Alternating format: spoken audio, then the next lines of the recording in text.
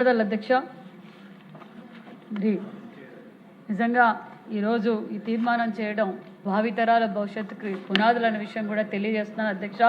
మరి ఈ రాష్ట్రం ఏర్పడినప్పుడు నవ్యాంధ్రప్రదేశ్ తొలి ముఖ్యమంత్రిగా మాన్య శ్రీ ముఖ్యమంత్రి చంద్రబాబు నాయుడు గారు ఏర్పడినప్పుడు మరి ప్రమాణ స్వీకారం చేసినప్పుడు కూర్చోవడానికి కుర్చీ కూడా లేని రాష్ట్రం అధ్యక్ష.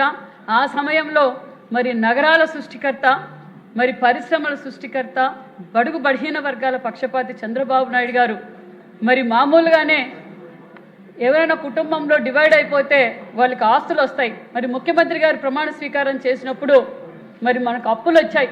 ఆ అప్పుల్లో మరి ఈ రాష్ట్రాన్ని కని విని విధంగా రాష్ట్రం 14-19లో అభివృద్ధి ధ్యేయంగా పనిచేసిందన్న విషయం మన అందరికీ తెలుసు అధ్యక్ష.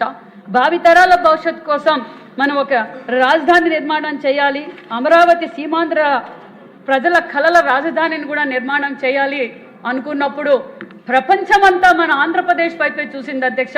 అలాంటి సమయంలో విజనరీ లీడర్ ముఖ్యమంత్రి చంద్రబాబు నాయుడు గారి ఒక్క మాట మీరందరూ ల్యాండ్ పూలింగ్ చేయాలి, ల్యాండ్ పూలింగ్ చేసి మరి రైతులందరూ ముందుకు రావాలి అని ముఖ్యమంత్రి గారు ఆదేశించినప్పుడు 33,000 ఎకరాలు ల్యాండ్ పూలింగ్ లో సేకరించిన ఏకైక రాష్ట్రం, ఏకైక ముఖ్యమంత్రి మాన్యశ్రీ చంద్రబాబు నాయుడు గారు అన్న విషయాన్ని కూడా మీకు తెలియజేస్తున్నాం అధ్యక్ష.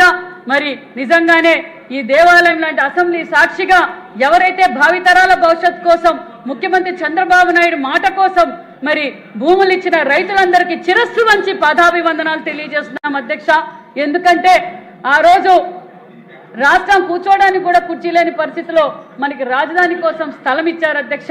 మరి ఆ రోజు ముఖ్యమంత్రి గారు మేధావులు, యువత, మరి ప్రజాప్రతినిధులతోనూ ప్రతిపక్ష నేతలతో కూడా చర్చించి మరి రాజధాని అమరావతిగానే నిర్మాణం చేద్దామని మరి నిర్ణయించిన తర్వాత మరి స్వయాన మన ప్రధానమంత్రి నరేంద్ర మోడీ గారి చేతుల మీదుగా మరి మన భారతదేశంలో ఉన్న పుణ్య నదులు మట్టిని తీసుకొచ్చి ప్రతి గ్రామం నుంచి కూడా మట్టి తీసుకొచ్చి మరి ఇక్కడ ప్రధానమంత్రి గారితో శంకుస్థాపన చేశారు అధ్యక్ష.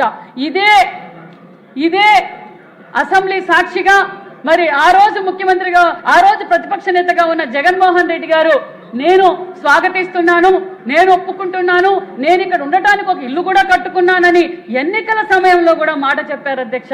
మాట చెప్పిన తర్వాత మరి కుర్చీలో కూర్చున్న తర్వాత రాజధాని 3 ముక్కలాట చేసి ప్రజలందరినీ భయభ్రాంతులు చేశారు అధ్యక్ష. మరి ఆ రోజు కూడా ప్రతిపక్షంలో ఉన్నప్పుడు మరి బీజేపీ నాయకులు, మరి జనసేన నాయకులు, ప్రజలందరూ, మేధావులు, యువత అందరూ రోడ్డెక్కి మన రాజధాని అమరావతిగానే ఉండాలి అని చెప్పి ఆ రోజు పోరాటం చేశారు అధ్యక్ష. మరి జగన్మోహన్ రెడ్డి గారు మరి 3 ముక్కలాట చేసి రాష్ట్రాన్ని సర్వనాశనం చేయడం చూసాం అధ్యక్ష.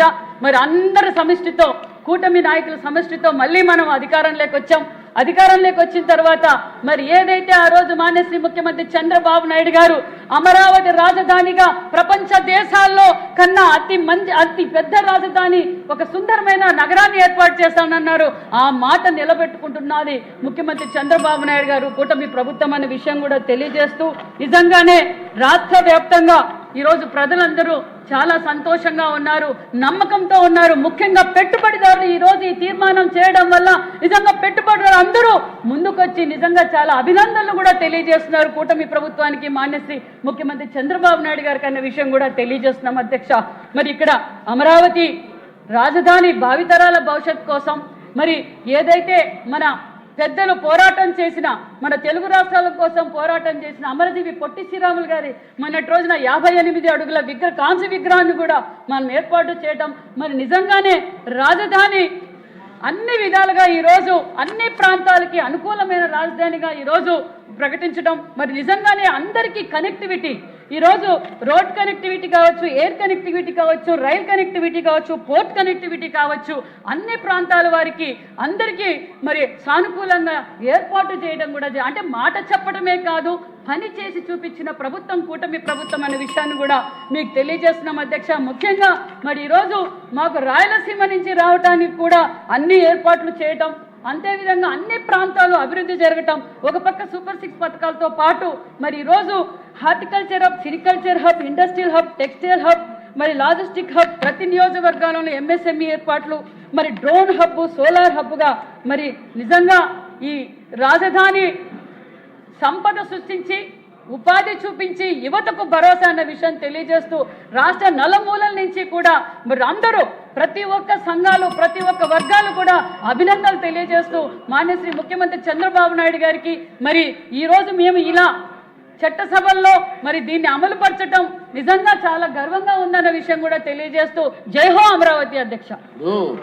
మూడోసారి బెల్ల కొడితే మైక్ కట్ అయిపోతుంది చూసుకుని.